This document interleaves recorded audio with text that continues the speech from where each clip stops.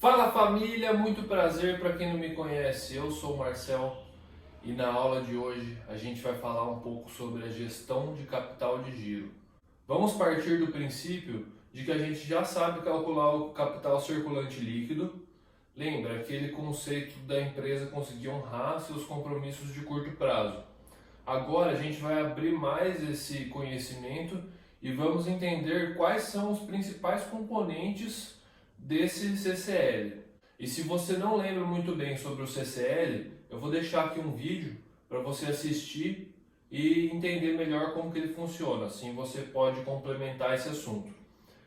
E a questão é a seguinte: quando a gente encontrou o CCL antes, a gente sabia que era a liquidez do curto prazo que a gente queria entender. Só que agora a gente precisa entender um pouco sobre qual é a parte operacional disso e qual é a parte financeira da empresa.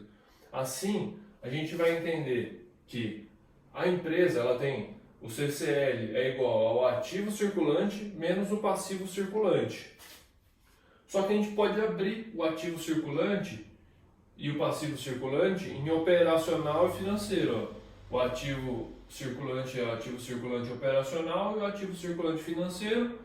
E o passivo circulante é o passivo circulante operacional e o passivo circulante financeiro.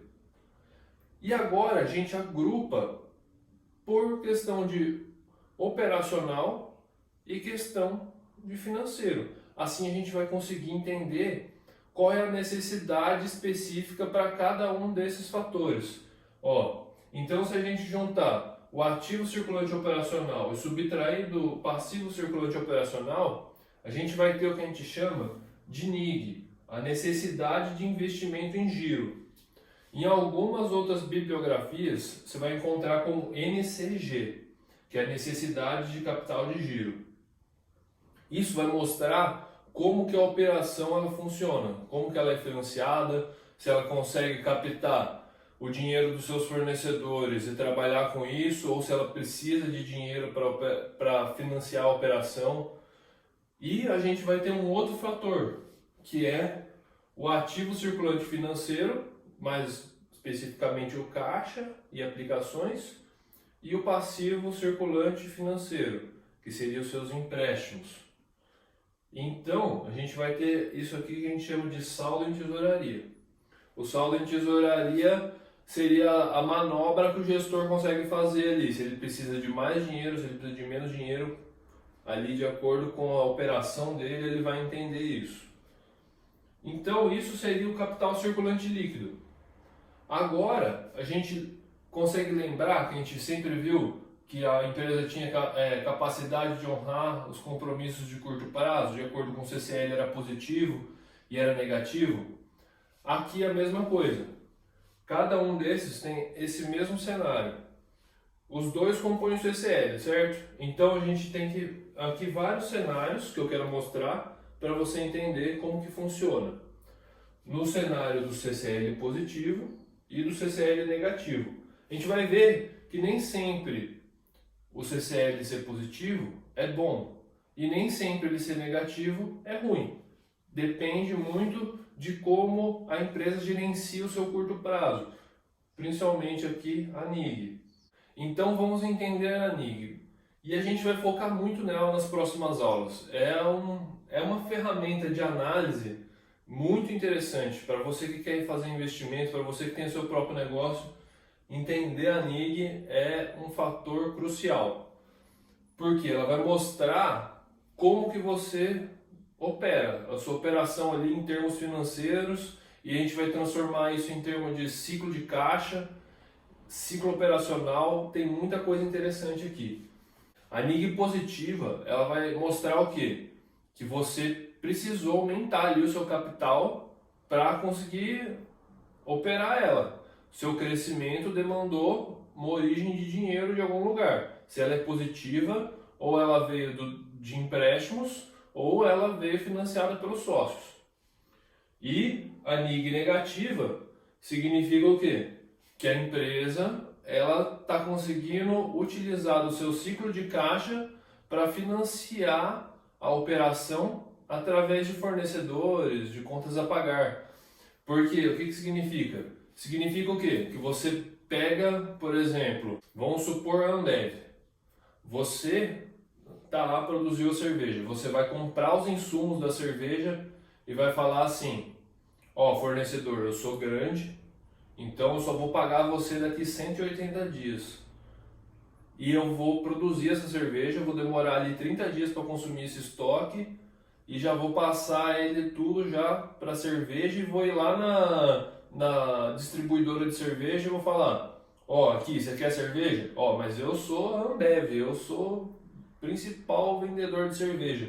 Eu quero receber em 20 dias. Então a pessoa foi lá e o distribuidor foi lá e pagou, você já recebeu esse dinheiro. E ali tem esse outro espaço, entendeu? Você demorou 30 dias com o seu estoque, mais o dia que você comprou ali que você recebeu, 20 dias.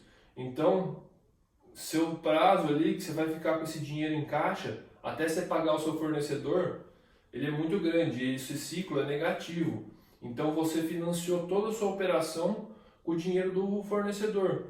O fornecedor ele injetou dinheiro, comprou o estoque dele lá e vendeu para você e ele só vai receber daqui 180 dias. Do contrário, você usou o dinheiro dele para produzir, vender e receber. Significa que o seu negócio ele depende muito do quê? De saber gerenciar, achar fornecedor que consegue aguentar. Se o seu fornecedor não aguentar ali o seu crescimento, ele quebra, lógico. Mas você tem que, essa vantagem competitiva é muito grande. Então a NIG negativa, ela é geralmente vista como uma vantagem competitiva gigantesca. E a gente vai ver isso na Ambev, geralmente, porque ela sabe gerenciar muito isso. E agora a gente pode entender como que funciona os dois. Porque o saldo em tesouraria também pode ser negativo. Então vai ter uma combinação de fatores. No nosso primeiro caso, o A, o CCL é positivo.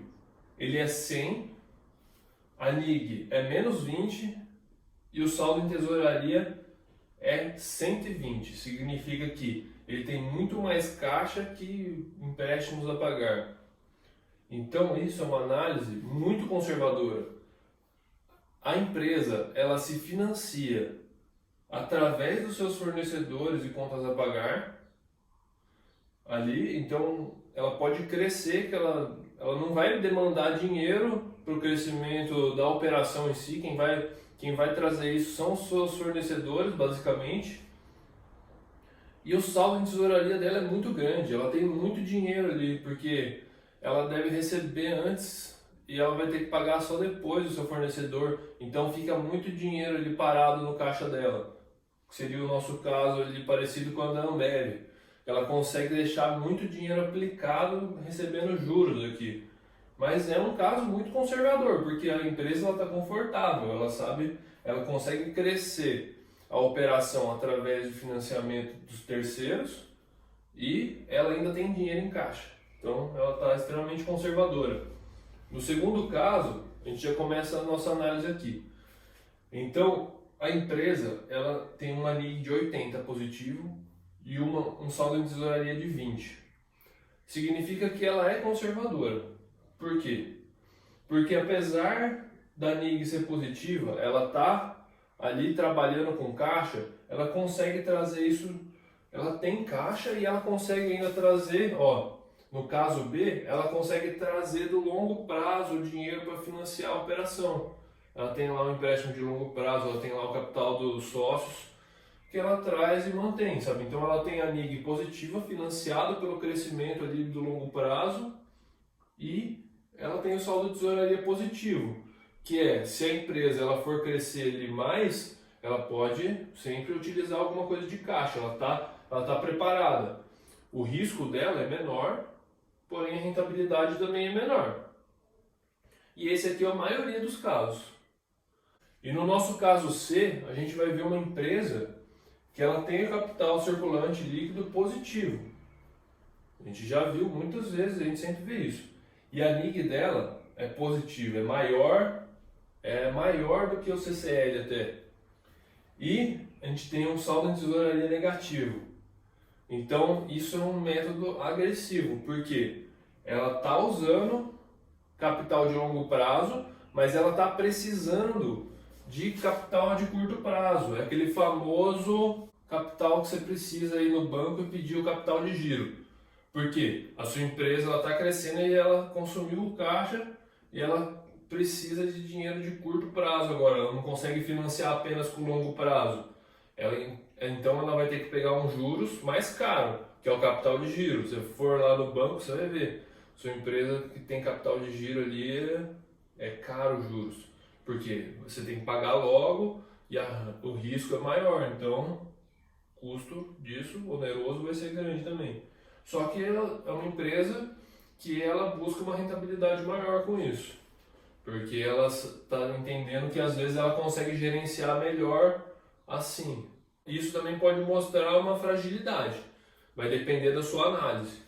E a gente pode aprofundar essa dependência, esse risco maior, quando você fica com o capital circulante líquido negativo. Quer dizer que a empresa já tem uma dificuldade de honrar compromissos de curto prazo, e aí a gente abre e entende que ela tem uma NIG que ela é positiva, quer dizer, ela precisa de capital, a empresa ela precisa injetar capital para ela crescer, e a empresa ela ainda tem um saldo de tesouraria negativo. O que significa?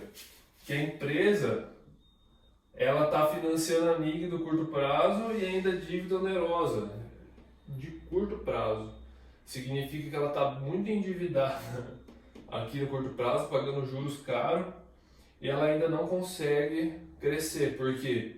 Porque se ela crescer, se ela começar a vender mais, vai aumentar esse custo, ela precisa injetar dinheiro na operação e ela não tem de onde tirar esse dinheiro, então acaba sendo muito custoso. E esse aqui o risco é muito elevado, então ela é altamente agressiva. Tem possibilidade de dar certo, mas aqui já é um risco que você precisa ficar atento para ver se isso aqui não vai atingir lá a sua DRE lá na área financeira lá um custo muito elevado e levando para um balanceamento ali do capital que pode levar para a empresa reportar lucro líquido negativo, o famoso prejuízo. Então, mas nem sempre a gente vai verificar que o CCL negativo é ruim. Por quê? Às vezes a empresa ela tem a NIG negativa. Então, o que isso significa? Que ela consegue crescer baseada nos seus fornecedores, nas suas contas a pagar.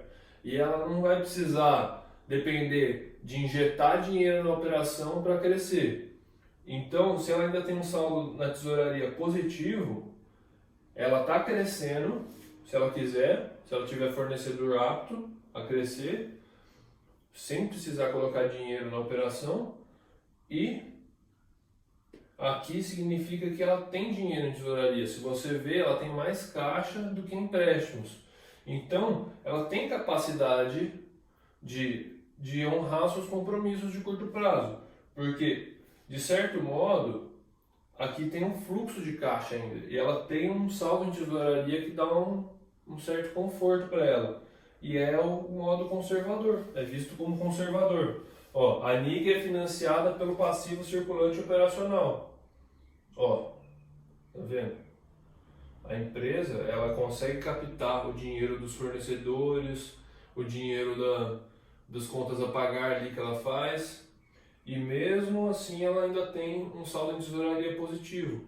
Então, ela está conseguindo vender, manter o dinheiro aqui e pagando os fornecedores. Não tem um risco muito grande aqui. O risco é se ela não conseguir vender. Então, é interessante também. E esse modo aqui é aquilo que eu falei. Se você vê uma NIG negativa, muitas vezes é uma vantagem competitiva, porque ela vai se ver numa posição de que ela consegue crescer sem demandar dinheiro próprio. Ela vai conseguir captar os recursos dos fornecedores, basicamente, e crescer ali, sem ter um custo que é perigoso para ela. Então, se ela tiver um saldo em tesouraria, sempre vai ser útil, porque ela vai conseguir pagar os seus fornecedores, sempre ela vai conseguir ter aquele dinheiro aplicado, gerando juros. Por isso ela é sempre vista quando ela é negativa e positiva no saldo de tesouraria, ela é vista como um conservador ou muito conservador. E agora que a gente entendeu um pouco sobre como o capital circulante líquido é dividido em NIG e saldo de tesouraria, a gente precisa entender o que é o ciclo de caixa. Por quê? O ciclo de caixa é em dias o que a NIG fala. Então, é interessante fazer essa análise e entender o nosso prazo médio de estoque, prazo médio de pagamento, prazo médio de recebimento, para a gente compor tudo isso aí e entender todos os riscos de curto prazo e gestão do capital de giro.